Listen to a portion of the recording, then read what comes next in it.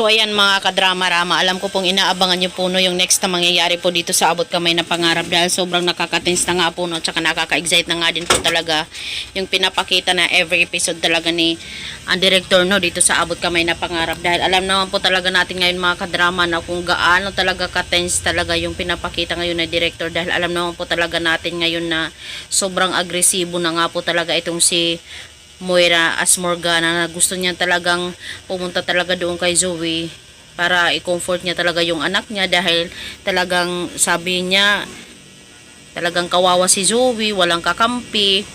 Diba? Siyempre pag ikaw talaga nanay, kahit anong mangyari bahala na. Gusto mo talagang i-comfort talaga yung anak mo, diba? Pag nakikita mo talagang sobrang kawawa yung anak mo, ganito ganyan. Pero talagang pinipigilan talaga siya ng kanyang nanay na si Miss Chantal. Kasi pag nalaman talaga ni Zoe na ganun na buhay siya, ay talagang masasama na naman siya sa mga plano nito, diba? Kasi ang gusto talaga ni Miss Chantal ay hindi mo na talaga ipaalam talaga ni Moira na buhay talaga siya dito kay Zoe para hindi si Zoe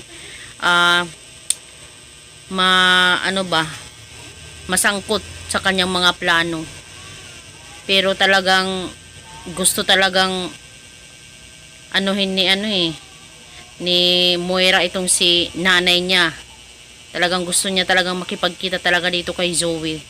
At alam naman po talaga natin na sa pagkikita talaga nila ay talagang si Zoe ay magugulat talaga sa pag nakita niya talaga itong si Moira. At sasabihin niya na, ikaw si Mami? Diba ikaw si Morgana? At sasabihin naman ni Moira na, oo Zoe, patawarin mo ako kung hindi ko sinabi sa'yo yung katotohanan dahil ginawa ko to para hindi ka masama sa mga plano namin. Di ba ni Mama?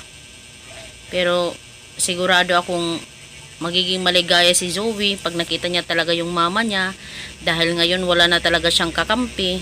Di ba? Wala siyang nakikitang kakampi talaga. Dahil kahit ngayong daddy niya na minahal niya ay talagang tinalikuran siya.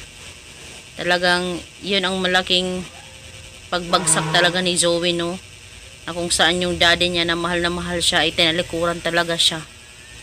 Nawala pa si Dax, nawala pa yung anak niya. Siguro dito na naman talaga si Zoe huhugot talaga ng lakas kay mami niya dahil yung mami niya talaga yung buhay niya, buong puso niya, talaga't kaluluwa. Si mami lang talaga niya yung gusto niyang makasama. Kaya itong si Zoe sigurado akong magugulat, mamamangha, maiiyak na hindi natin alam kung talagang sasabihin ni Moira na ako ang mami mo. Diba? Kaya sana naman talaga ay maging okay na lang si Zoe. At alam ko naman talaga na darating din yung point na yun na sisisihin ni Zoe yung mami niya. Bakit nawala siya? Diba? Baka hindi 100% natanggapin talaga siya ng mami niya. So, yun lang po mga kadrama. Abang-abang na lang po tayo sa next na mangyayari. Bye!